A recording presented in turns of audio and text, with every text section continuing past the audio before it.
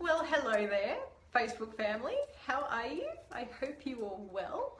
I just had a lovely night last night presenting and talking with Linda at Linda and Andrew's beautiful clinic in Cranbourne last night. One of the things that we were talking about last night was getting back in flow, particularly at the times in business where you get really, really busy, right? Part of what came out, and one of the things that I really love talking about, is the little things that we can do that bring us back to the simplicity of our purpose in business and bring us back to having fun and playing and laughter and just the absolute things that get us back in alignment and get us back in the flow. Hello there, G. It's great to have you join us. Welcome. Feel free to post any comments or questions, anyone, as you jump on today. Be lovely to work with you if you have any questions. But yeah, so I was at this beautiful event last night and we were talking about getting in your flow. And one of the things that really struck me last night as well, and at all the opportunities lately that, I've been speaking at, I was actually really delighted at just how at home that I'm feeling on stage at the moment. And, I had a performing arts background, so once upon a time that was always a very easy thing for me. But more recently, in recent years, it hadn't always been quite that easy. There'd been a few challenges when I got on stage, and I felt a lot of discomfort at times, and it took a little bit of a while for me to work out, why that was. And in the end, I've worked with a lot of different people in the last couple of years in finding some solutions as to what was going on there. Yeah, because, part of it was there's some amazing books by amazing trainers that I've read around that, and part of it, yes, is working on mindset, and yes, part of it was seeing hypnotherapists and NLP practitioners and kinesiologists.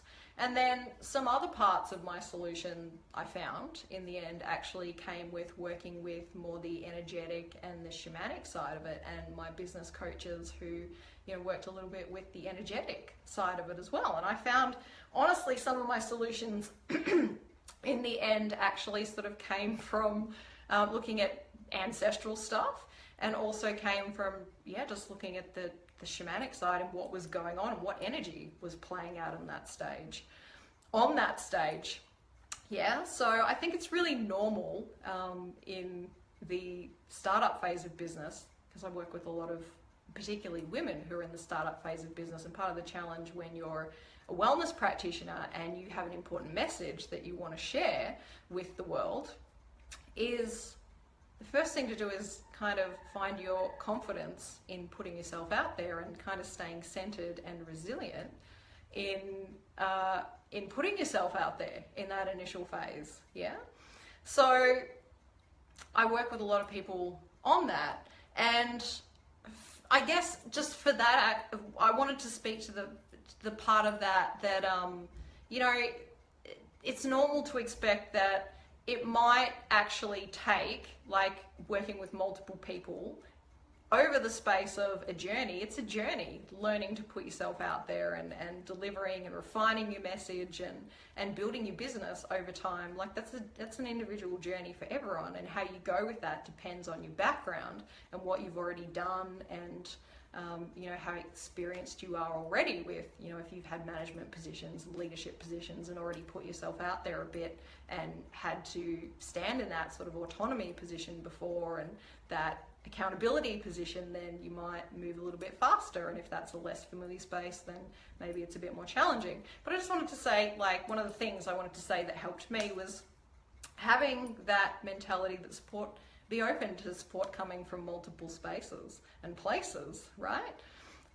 It takes a whole village to raise a child, and I think it's kind of the same with thought leaders and wellness leaders, is that sometimes it takes multiple people's genius to pull a bit from here and a bit from there over time, as well as working with some of the same people to help you bring out your full potential. Yeah, so I just wanted to speak to that. It takes a village to raise one of us. And thing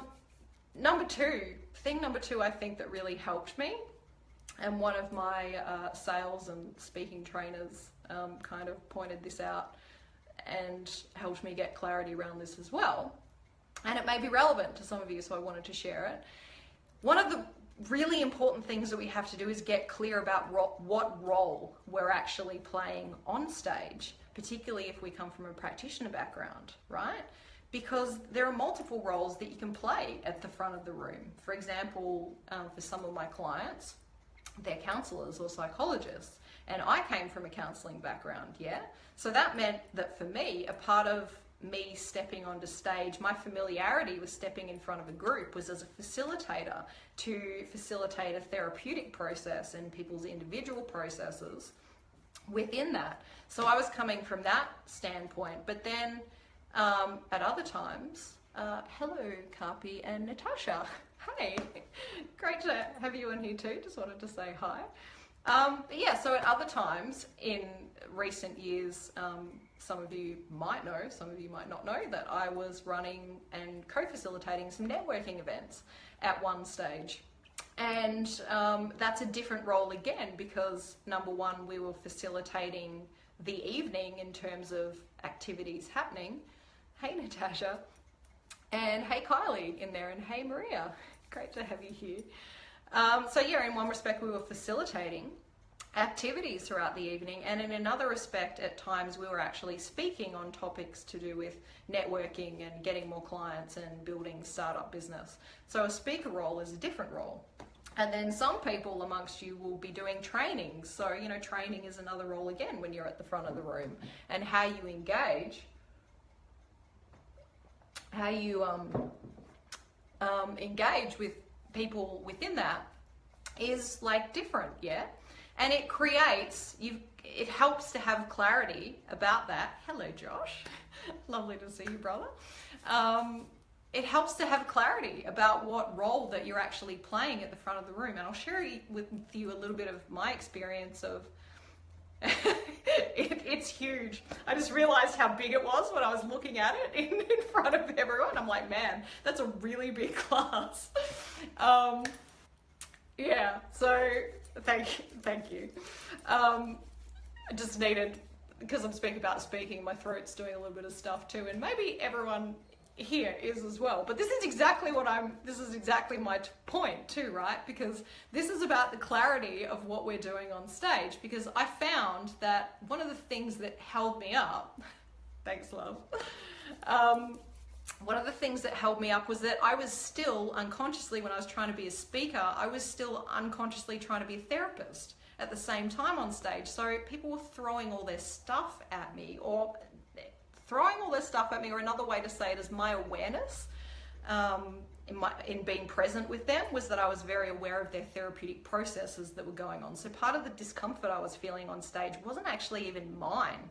It was actually the discomfort of some of the people in the audience. So at times I was feeling panicked, or I was feeling distressed and having to kind of sit and center myself, and some of that wasn't actually mine. And I found that I really got some relief from that when I actually talked with my co-facilitator and talked with this coach and another shamanic practitioner who helped me make sense of that it wasn't all my stuff that was going on there, and helped me develop some processes which I won't even go into on this live, because literally this is why I have longer programs of 90 days to 6 months and beyond, and I'm now going to extend one all the way out to a year, because it takes time to actually integrate and implement all the stuff that you need to know to put yourself out there in the startup phase of business and integrate all the ways in which you're going to present yourself and implement all of that, right? But yeah, it helps to have clarity around what you're doing within that. So there's that. And the third thing that I wanted to speak to is exactly about a part of what we did last night, is about being really clear in your intention of being of service, and holding that question from the moment you start planning from the event, being present with the audience that are going to attend, and asking that question, how can I best be of service to these people in helping them achieve the goals that, you know, the main intention of this event? How can I be of service to those people. That really helps. And it certainly, as Linda I'm sure would tell you as well, it helped us just align perfectly last night. We had a chat about what we were going to do, but then in other respect we were talking about at the end of the night, wow, that was really perfect, like the way it fitted together. And when you hold that intention, that kind of happens, yeah? And it also helps keep you out of, you know, some of the stuff that if we get caught up at times going, oh, does everybody like me, or is that going to be received well? We actually create a little bit of separation with the audience, and we start to pit ourselves against them. But if you're coming from how can I be of service, then you're staying connected and you're staying present with them. So that really helps as well, I think, help you really feel in your groove when you're doing this as well, yeah?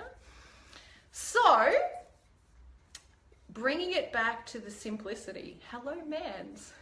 She's just joined us as well. Lovely to have you with us, lovely. So, yeah, it was beautiful. We talked a lot last night about some practices which help you keep it real, come back to the simplicity of your soul purpose and what you love. And I wanted to speak to that as well because, like, it's so hard in business sometimes when you get busy, right? When there's multiple tasks to get done and you get in business mode and you're doing one thing after the other and there's people to talk to and you're going from phone call and then you're getting further into the day and you might want to go do a yoga class or go to the gym, or maybe you just want to have a nap at some point and there's these things that we want to do, but then sometimes it just gets pushed out, right? And hello, Callum. Lovely to have you with us. And those things that we need to do, those self-care kind of love, tasks that we love as well can kind of get pushed out. But sometimes it can be that, you know, you keep going and then bed becomes the thing at the end of the day. And for some of you, like, you're a mum, right? So you would know this as well. And some of the mums that I work with, you know, sometimes your work day, particularly when your kids are younger, happens in the time when your kids are at school and you've got so much time to get stuff done, and then you're into family mode and into the busyness of that. And you might hope to get to something in, you know, if somebody's coming to help you with the kids or something, you might hope to, or you might even hope to have some time at home, to have some downtime at some point. But then kids happen and life happens and you may not necessarily get that. And then again, it can end up being the end of the day and bed ends up being the first time that you take some downtime, yeah? So this can happen. And we can lose that. We can lose having an opportunity and having time to just make time for doing the simple little things that we love, right? It can suddenly be hard to make time for self-care, to make time for love, to make time for doing what we love.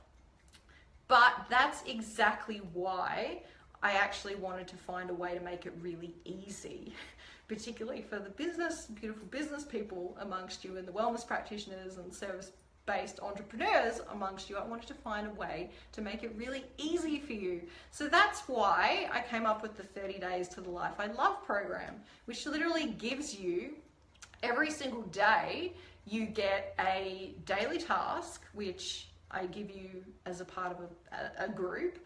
And that task is about doing something simple that you love. It's making a little bit of time, whether it's 5 minutes, 15 minutes, every day, but you're agreeing to make that time to do something that you love, to do something that is fun, to do something that is playful, that makes you laugh. Sometimes it puts you a little bit out of your comfort zone, but they're all about just bringing it back to that simplicity of exactly who you are, right? Which really helps us not only to stay in our flow, but also helps us in continually like manifesting within our business and creating awesome things. That's why it's really important, yeah? So that makes that bit of it really easy. The only slightly trickier thing is then there's a group webinar that you can come to every week, which relative to the intention that you have for the 30 days of the program and your intentions beyond, what we do is sort of look at that intention and we look at where you're at right now and we look at, you know, what's coming up and getting in the way for you right now relative to a group theme that we have that week. So that's what, you know, we use the webinar for. And it becomes, as some of the people who, because I've done this one a couple of times now, and the people who've done the last few have sort of said that, you know, they got some great breakthroughs and transformations in amongst just, you know, having that group space. But then also they just spoke to, you know, just how fun it was and how much love and connection it created with other people in their world, just having those daily tasks that just make it simple again and help you, you know, bring back that simplicity into your business.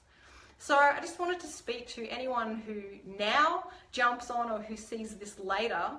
You know, if any of that feels like it resonates for you or might resonate for someone that you know, feel free to PM me or write a little comment below and we can have a chat about that if you like. It would be great. I've already got some lovely people who are a part of the group already who would love to, I know would love to have you there, and have anyone that you might know who might like to be a part of that there. And the other thing I wanted to mention, because the very first one of these that I ran, actually, we had some Y chromosomes as well as X chromosomes in there. So it's not just for girls, this one as well. And the group were like, yeah, we're happy to have as many Y as X chromosomes as we can in this group as well. So yeah, I just wanted to sort of speak to that as well, that if it feels right for you, just let me know and we can have a chat. Hello, Emilio and Julie are here with me as well. Hi. It's so lovely to have both of you here because it's been a while since I've chatted to both of you. I hope you're both really well. Thanks for joining me. If anybody has any questions who jumps on, then feel free to just put them out there right now before I wrap up, but otherwise we might kind of wrap it up there because I think that's given you a little bit to think about flow and business and simplicity and living a life that you love. So let's give it another second or two.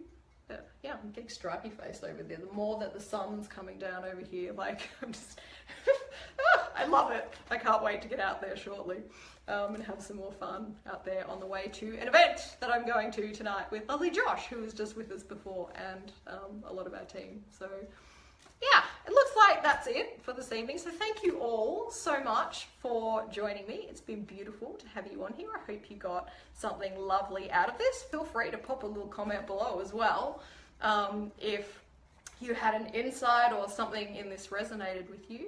Would love for you to do that. Otherwise, until next time, have fun, take care, and I look forward to chatting to you soon. Mwah! Bye.